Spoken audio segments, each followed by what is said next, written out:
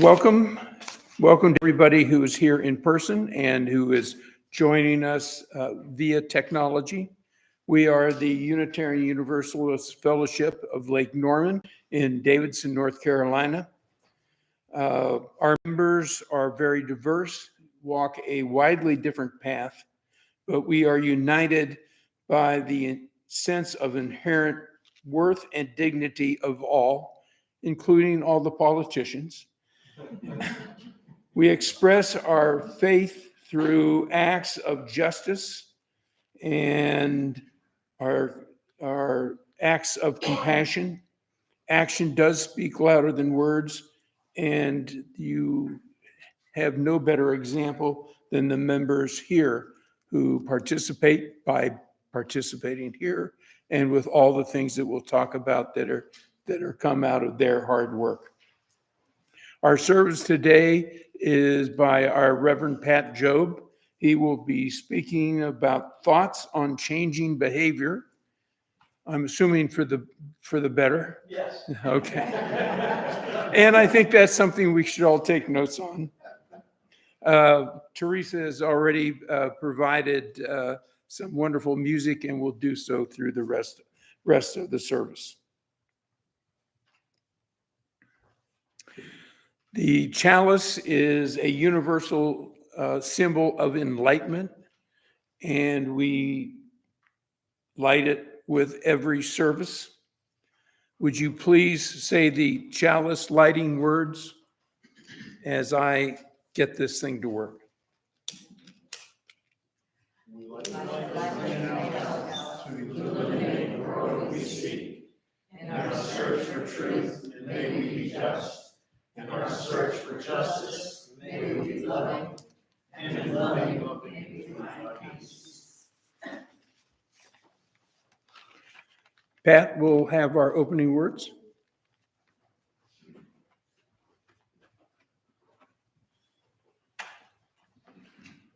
Our opening words come from Rabbi Andrea Goldstein.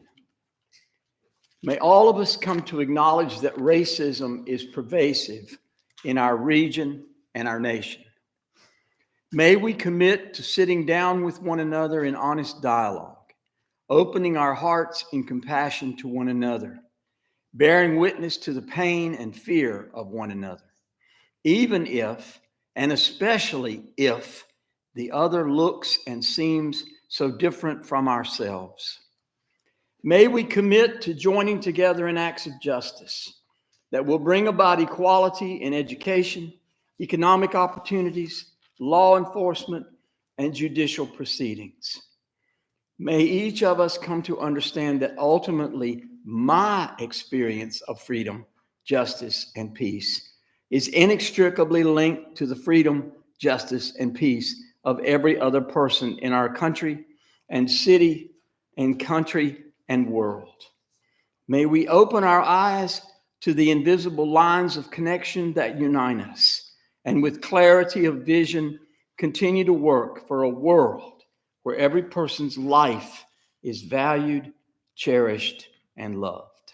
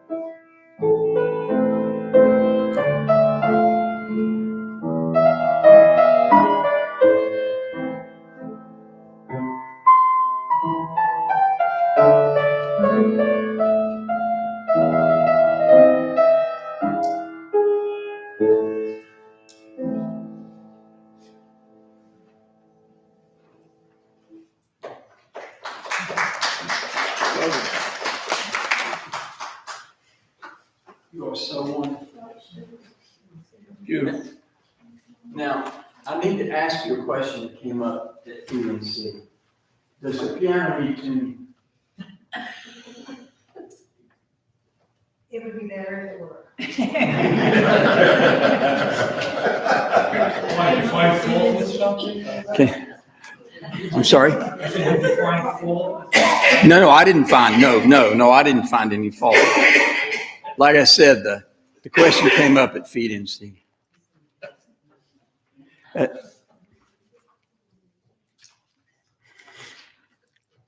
didn't want to interrupt your conversation, but could we get, no, that wasn't the case. It wasn't the case. Can you put that on the agenda for tomorrow's board meeting? Yeah, talk.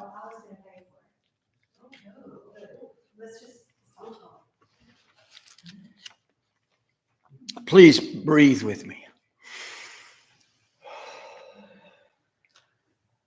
Acknowledge that the air we are breathing, we share.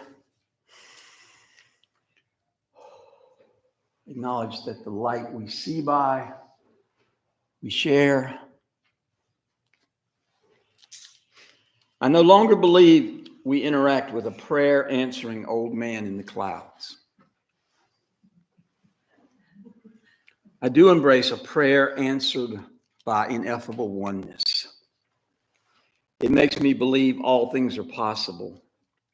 I would even go so far as to translate one of the Apostle Paul's most famous sayings: with ineffable oneness, all things are possible.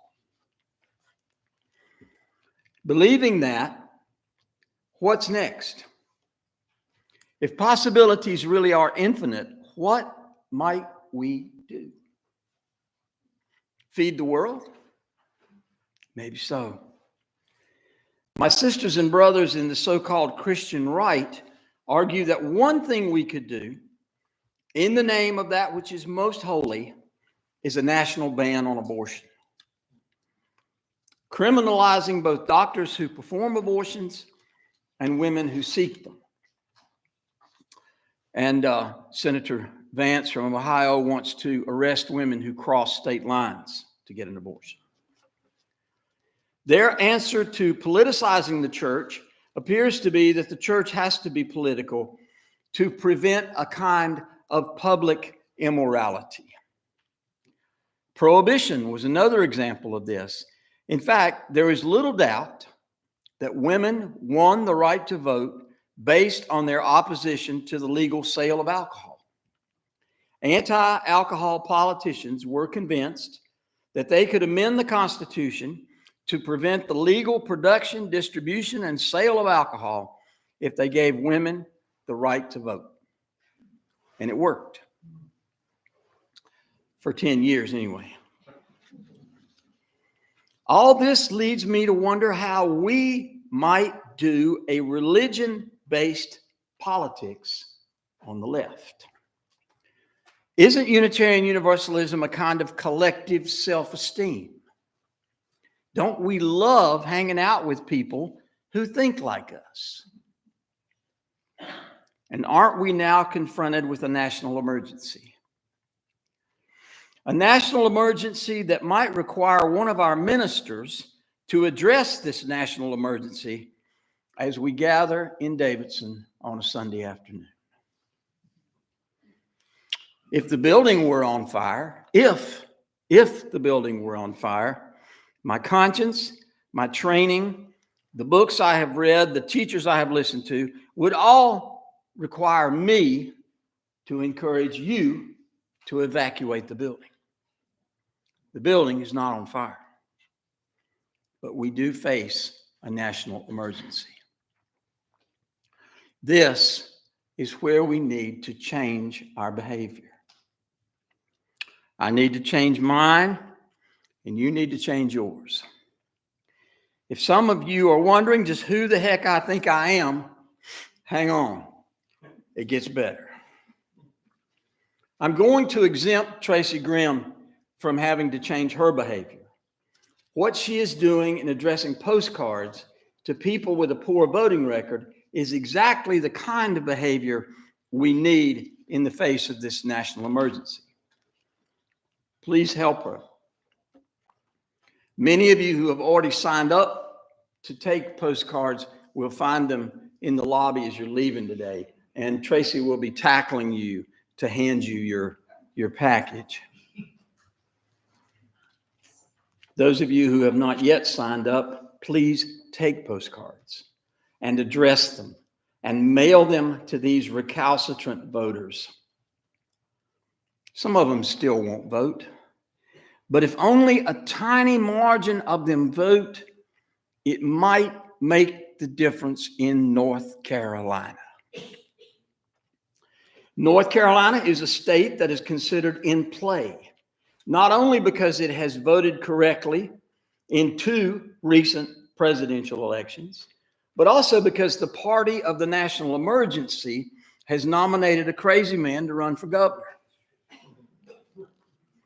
It is highly likely, based on recent history, that the national emergency crazy man will not be elected governor of North Carolina. That increases the odds that this same party will lose North Carolina in the national election. We only have to move the needle a little bit. Trust me, we only have to move the needle a little bit. Thousands of postcards are being written. Can I even say tens of thousands of postcards are being written by UUs all over the state? And the tiny percentage of those that prompt an inactive voter to become active could be the difference. This is the moment where I ask you to change your behavior. Think about times in the past when you changed your behavior. Remember learning to drive. It felt like you were at the helm of a massive boat that was sure to crash into every mailbox and oncoming car. That's my memory of it anyway. It was terrifying for about 2 weeks. How quickly it became old hat. I once heard a motivational speaker talk about learning to drive this way. He said, for the first few weeks, you're pretty sure you're going to kill yourself or somebody else. After you got used to it, you did not give it a second thought. He said, after you got used to it, you could roll down the window, light a cigarette, eat a sandwich, and adjust the radio while driving. If you change your behavior around political action, the same thing will happen. It's hard to get used to. But once you get used to it, it becomes as easy as rolling down the window, lighting a cigarette, eating a sandwich, and adjusting the radio. Contact the local party, that is the one that is not creating the national emergency. Tell them you are willing to make phone calls, knock on doors, and haul voters during early voting and on election day. I know. You think you would rather die. I understand.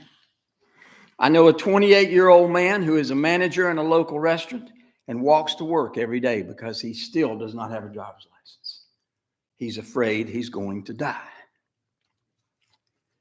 You will not die if you make phone calls, knock on doors, and haul voters during early voting and on election day.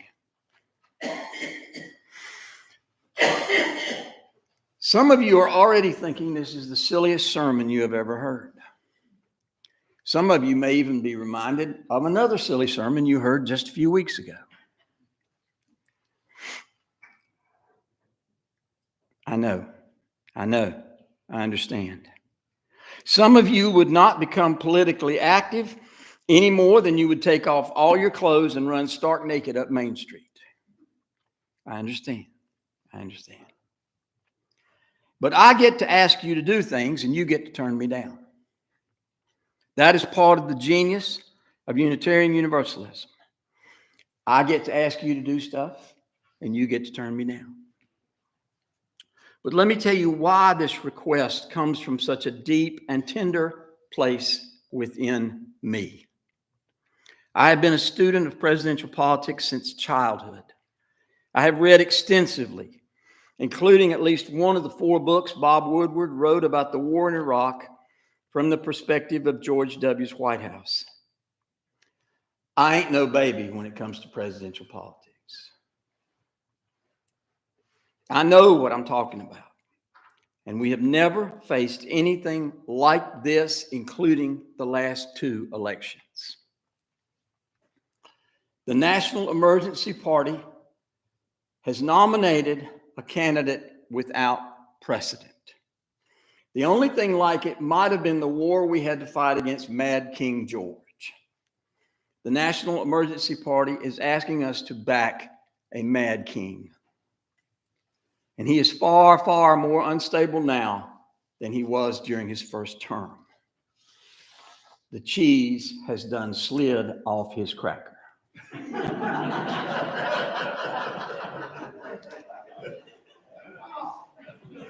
Again, you're perfectly free to do with this request what you will, but I had to ask.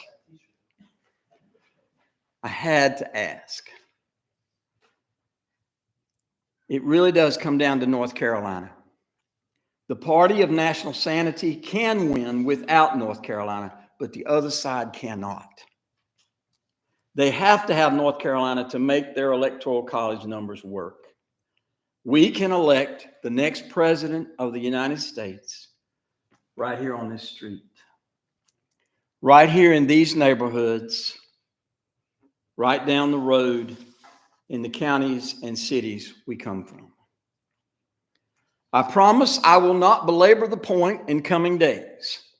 We will talk about other stuff. But if the building were on fire, I can assure you I would let you know. Now let's talk about it. And Jim, you have to facilitate this talk back to protect me physically. It seems anytime we want to get somebody to do something, we have to get their attention first. We all know we're supposed to eat well. We all know we're supposed to exercise. Take Geritol. Maybe not.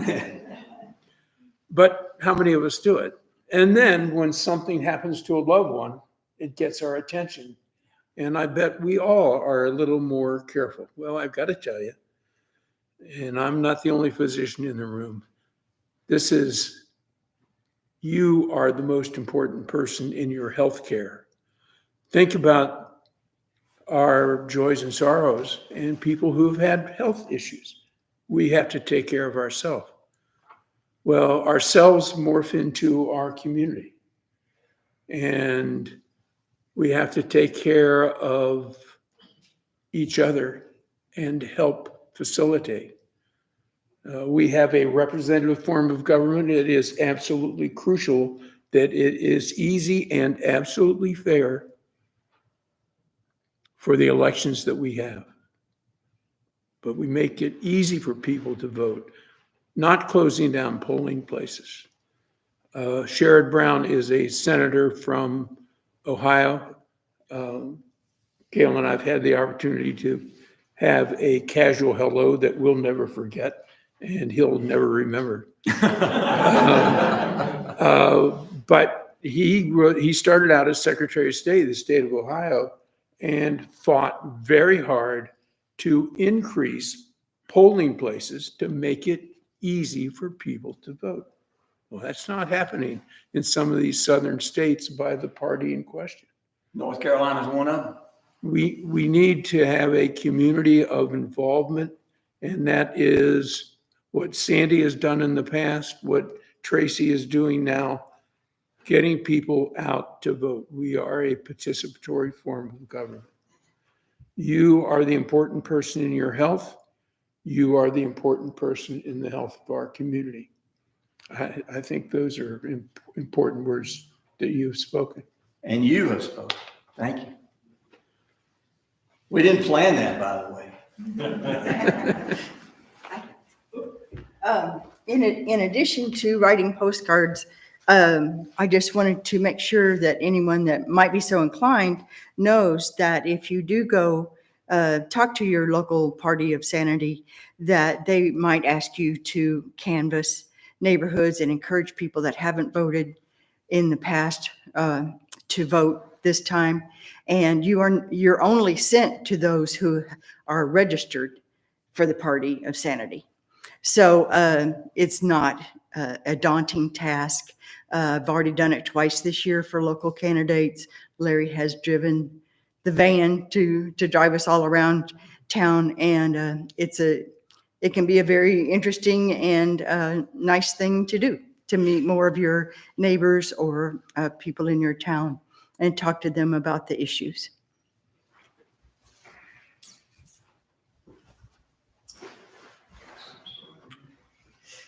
I would have hoped in your speech you were preaching to the choir, Yes, of course. because I think most of us, or I would have hoped most of us, are on that bandwagon. But I just wanted to say something like 343 votes in Mecklenburg County would have made all the difference in the last election. Only 343 votes. Every vote is important. For sure. I want to speak, but I don't want to come up there because it's hard for me to talk. I have Bell's palsy. We have an especially daunting task this time around as well because the Republicans have already put some people in place that are saying that they will not certify the election no matter who you voted for. There are people in the county, and the county will go to the city, and the city will go. And so if someone disrupts that chain, there will be a vote no matter what. I think they have to figure out how to overcome that because that's going to be a disaster. There'll be court cases again, like there were 4 years ago. It'll go to court. But we have to, if it doesn't get, if the votes don't get certified in a county, that will work its way to the state. Right. And if the votes don't get certified, how are we going to have a president? Yeah. Jim, let me just repeat what Naomi said, because we do have people watching at home. And this microphone is the only one that they can hear on. Naomi's bringing up the point that there are already commitments being made by people that the vote will not be certified. And we have to overcome that. And we probably will end up back in court like we did 4 years ago. There were 60 some odd cases and we won all of them.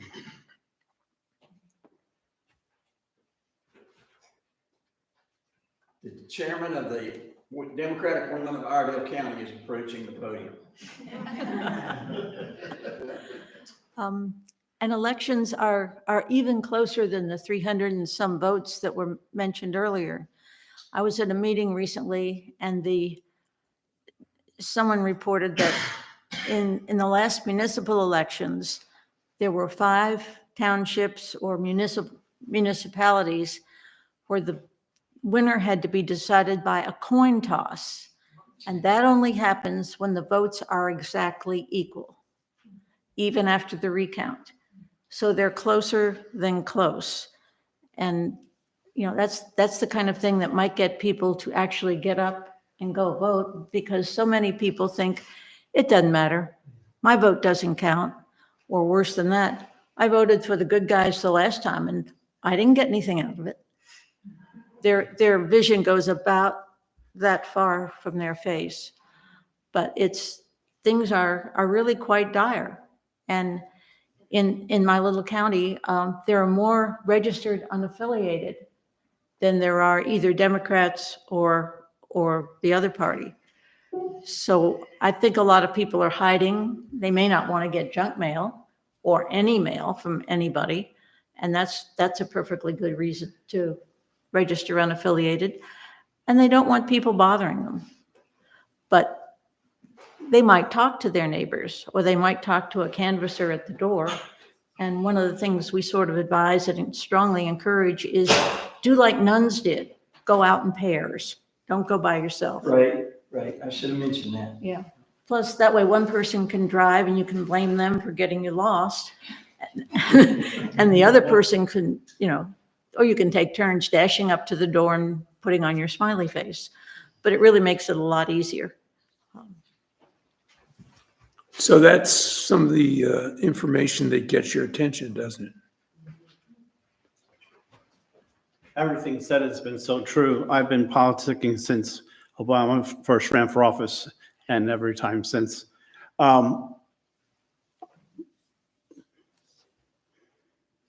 Sorry for getting your name.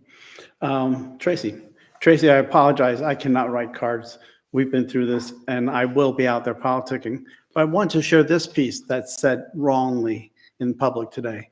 It is a fact that you will need ID for the election this year. However, if you don't have an ID, you simply need to fill out a form.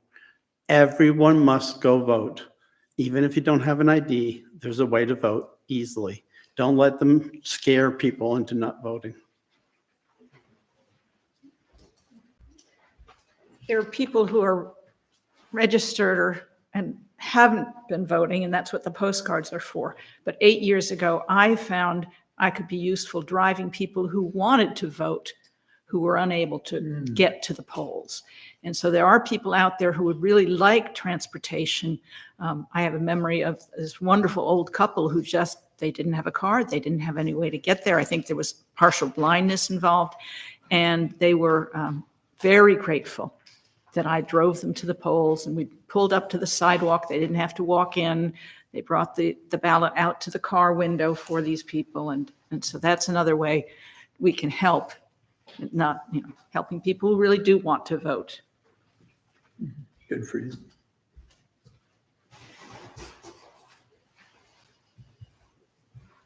I read a while ago that they tried to kill folks voting from their car. I don't know if that ended up happening or not. That was in North Carolina, because I will gladly volunteer to drive.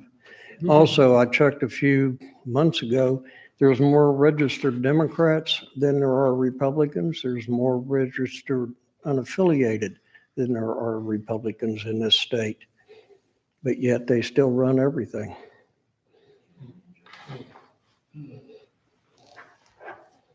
A lot of that is gerrymandering. We have relatives in Florida, and it's actually gerrymandered in favor of the Democrats. That's wrong. Most of the time, it's the other way around, but it's wrong. Ohio is a 52% state. 75% of the state legislature is Republican. It's wrong. And as communities, we just our voice needs to be heard, that it needs to be fair elections. And to Tim's point, to have an ID is probably something that you need almost for everything except probably buying a gun in North Carolina. And it's important, but we can help people get it. Okay, thank you, Jim.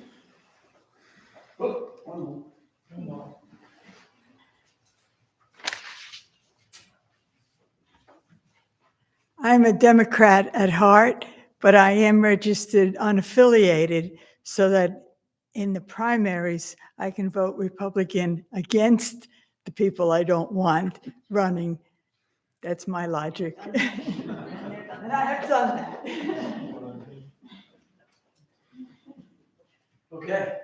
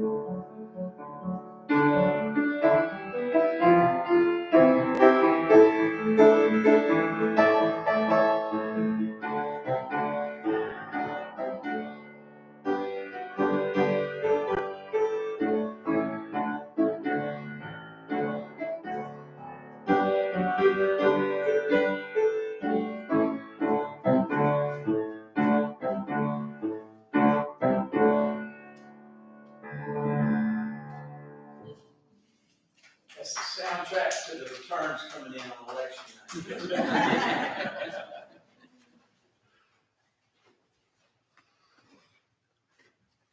night. As witnessed by our discussion that we just had, this fellowship is important to all of us. The gifts that we make today allow us to reach out near and far. It affirms our commitment to each other and to our community. So, unlike voting, vote once, give often.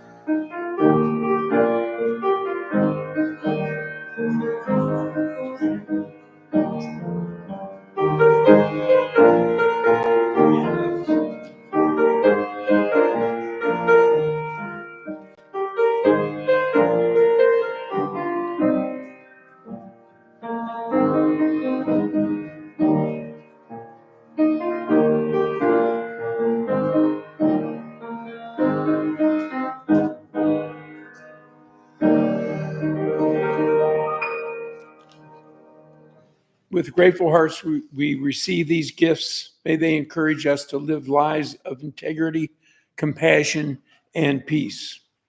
We are grateful also to all of the people who make possible our Sunday services, the incredible spirit of volunteerism amongst what is a very small congregation. The service that we provide to our community is well known and is recognized throughout the area. There's not a person here who doesn't deserve to be thanked. The announcements in our order of service reflect a lot of that service. I'm going to make special mention in Jim Price and Alan's inability to be here today. If you've ever been on a fence build and seen dogs released into a penned but wide open area with built-in shade, water, food, toys, dog houses, straw, their chains are off their neck.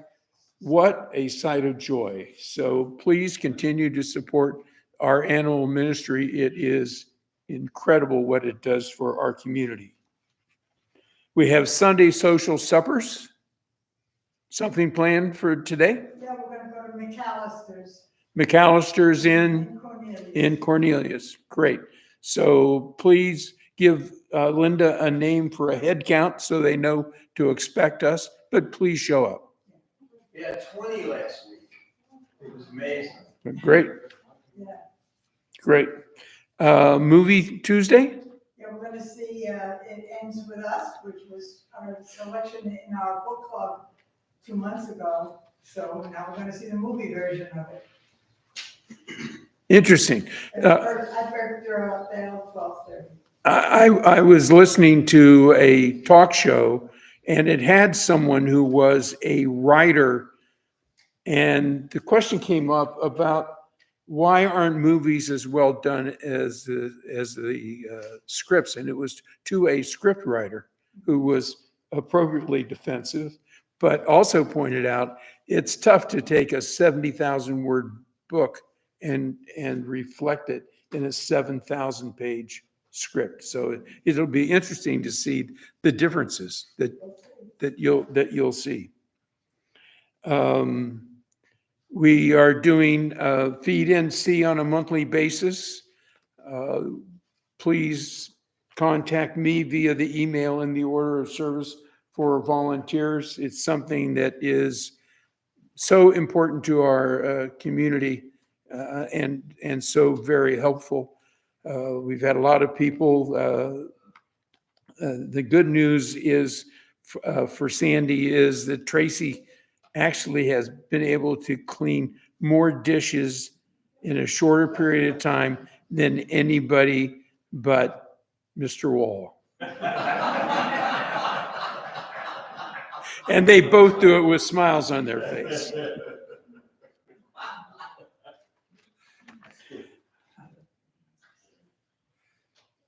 We also have a quarterly litter pickup coordinated through the North Carolina Department of Transportation. It's going to be next month, coordinated with the NC Fall Litter Sweep.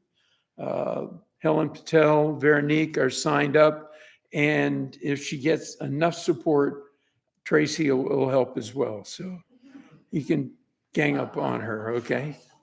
Say that you'll take postcards if she signs up to help with the litter pickup. That's what I'm going to do, by the way.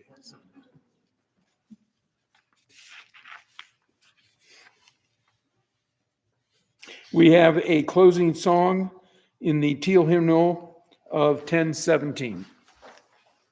I'm going to take you through it line by line in the first verse, and then we'll be ready to sing it all. So it's through about 100 seconds. So first beginning here.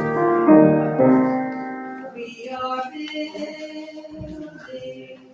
a new way. That's supposed to be now church. We are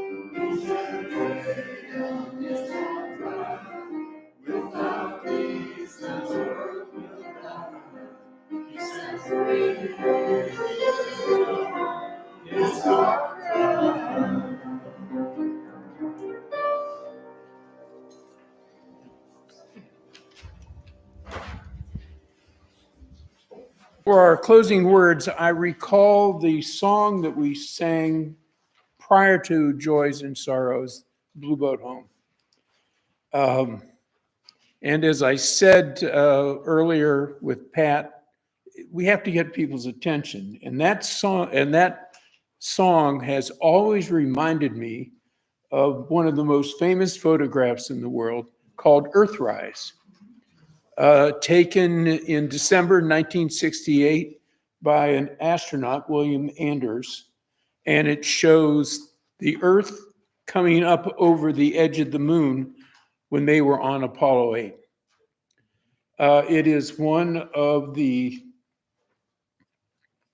most reproduced photographs, second or third, by the way, to the Wright brothers on Kill Devil Hill in what was then Kitty Hawk, because there was no municipality of Kill Devil Hill in 1903. But it is world famous. And it makes me realize our Blue Boat home is a pretty small, fragile place. So my closing words are, we've got to take care of this place and somebody else.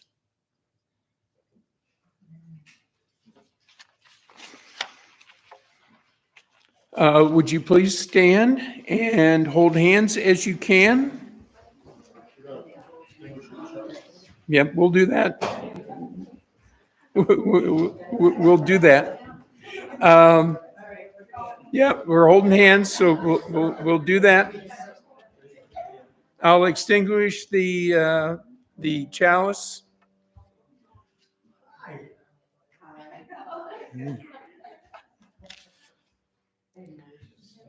So we extinguish this chalice, but not the light of truth, the warmth of community, or the fire of commitment. These we carry out with our heart until we meet again. Now in peace, no, now in peace, may the spirit of love surround you everywhere, everywhere you may go.